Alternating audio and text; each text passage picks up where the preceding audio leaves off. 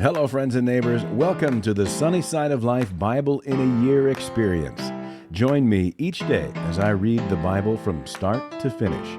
I'm reading from the Life Application Study Bible, New Living Translation, published by Tyndale House Publishers.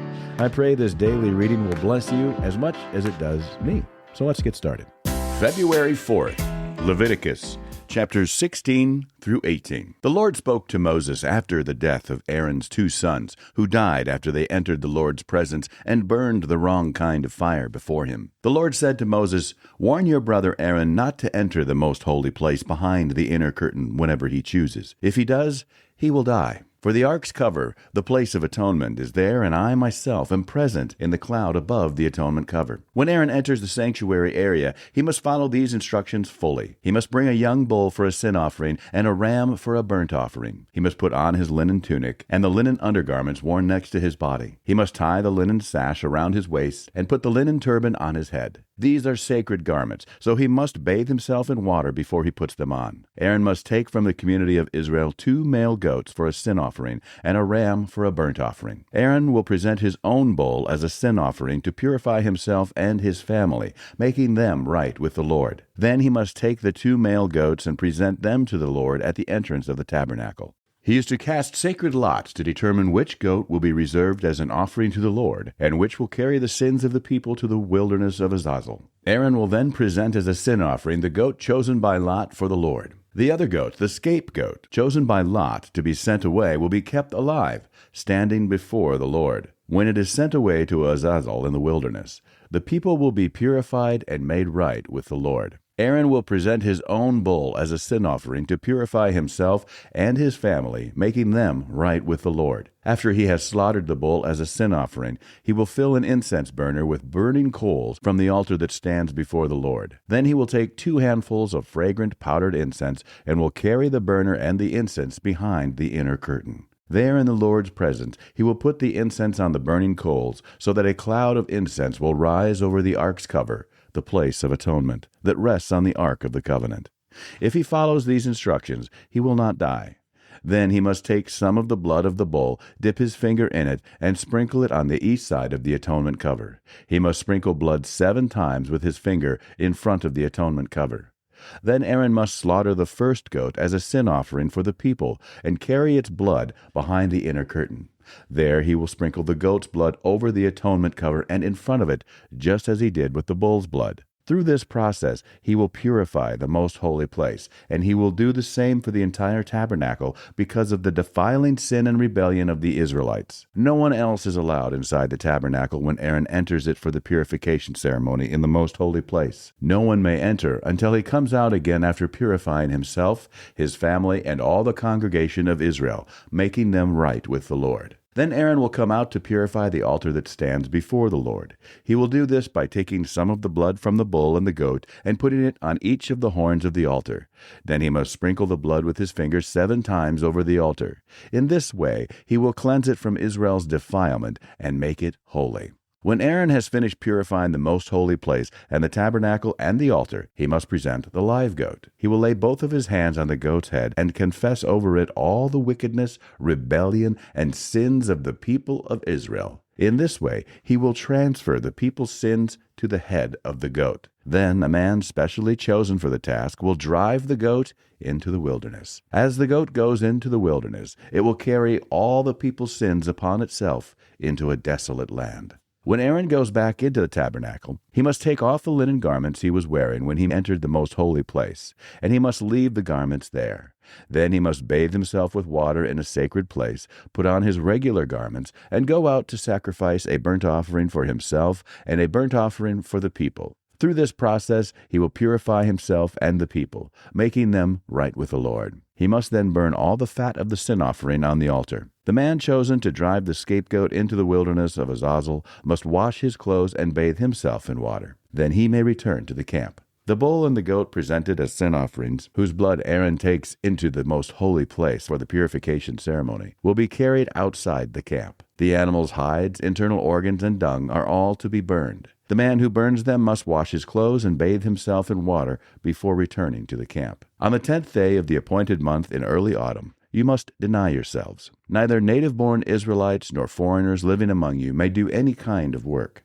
This is a permanent law for you. On that day, offerings of purification will be made for you, and you will be purified in the Lord's presence from all your sins. It will be a Sabbath day of complete rest for you, and you must deny yourselves. This is a permanent law for you. In future generations, the purification ceremony will be performed by the priest who has been anointed and ordained to serve as high priest in place of his ancestor Aaron. He will put on the holy linen garments and purify the most holy place, the tabernacle, the altar, the priests, and the entire congregation. This is a permanent law for you, to purify the people of Israel from their sins, making them right with the Lord once each year. Moses followed all these instructions exactly as the Lord had commanded him. Then the Lord said to Moses, "Give the following instructions to Aaron and his sons and all the people of Israel. This is what the Lord has commanded.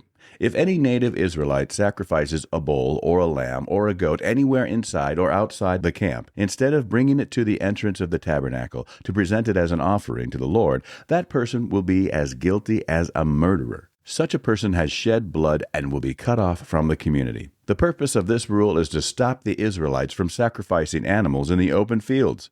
It will ensure that they bring their sacrifices to the priest at the entrance of the tabernacle, so he can present them to the Lord as peace offerings. Then the priest will be able to splatter the blood against the Lord's altar at the entrance of the tabernacle, and he will burn the fat as a pleasing aroma to the Lord. The people must no longer be unfaithful to the Lord by offering sacrifices to the goat idols. This is a permanent law for them, to be observed from generation to generation. Give them this command as well. If any native Israelite or foreigner living among you offers a burnt offering or a sacrifice, but does not bring it to the entrance of the tabernacle to offer it to the Lord, that person will be cut off from the community. And if any native Israelite or foreigner living among you eats or drinks blood in any form, I will turn against that person and cut him off from the community of your people. For the life of the body is in its blood. I have given you the blood on the altar to purify you, making you right with the Lord. It is the blood given in exchange for a life that makes purification possible. That is why I have said to the people of Israel, you must never eat or drink blood, neither you nor the foreigners living among you. And if any native Israelite or foreigner living among you goes hunting and kills an animal or bird that is approved for eating, he must drain its blood and cover it with earth. The life of every creature is in its blood. That is why I have said to the people of Israel, you must never eat or drink blood, for the life of any creature is in its blood. So whoever consumes blood will be cut off from the community. And if any native-born Israelites or foreigners eat the meat of an animal that died naturally or was torn up by wild animals, they must wash their clothes and bathe themselves in water. They will remain ceremonially unclean until evening, but then they will be clean. But if they do not wash their clothes and bathe themselves, they will be punished for their sin.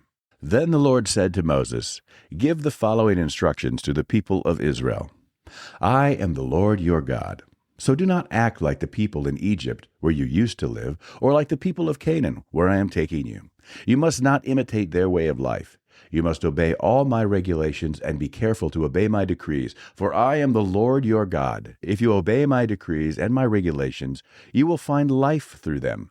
I am the Lord. You must never have sexual relations with a close relative, for I am the Lord. Do not violate your father by having sexual relations with your mother. She is your mother. You must not have sexual relations with her. Do not have sexual relations with any of your father's wives, for this would violate your father. Do not have sexual relations with your sister or half-sister, whether she is your father's daughter or your mother's daughter, whether she was born into your household or someone else's. Do not have sexual relations with your granddaughter, whether she is your son's daughter or your daughter's daughter, for this would violate yourself. Do not have sexual relations with your stepsister, the daughter of any of your father's wives, for she is your sister. Do not have sexual relations with your father's sister, for she is your father's close relative. Do not have sexual relations with your mother's sister, for she is your mother's close relative. Do not violate your uncle, your father's brother, by having sexual relations with his wife, for she is your aunt. Do not have sexual relations with your daughter-in-law, for she is your son's wife, so you must not have sexual relations with her. Do not have sexual relations with your brother's wife, for this would violate your brother. Do not have sexual relations with both a woman and her daughter, and do not take her granddaughter, whether her son's daughter or her daughter's daughter, and have sexual relations with her. They are close relatives, and this would be a wicked act. While your wife is living, do not marry her sister and have sexual relations with her, for they would be rivals. Do not have sexual relations with a woman during her period of menstrual impurity. Do not defile yourself by having sexual intercourse with your neighbor's wife. Do not permit any of your children to be offered as a sacrifice to Molech, for you must not bring shame on the name of your God. I am the Lord. Do not practice homosexuality, having sex with another man as with a woman. It is a detestable sin.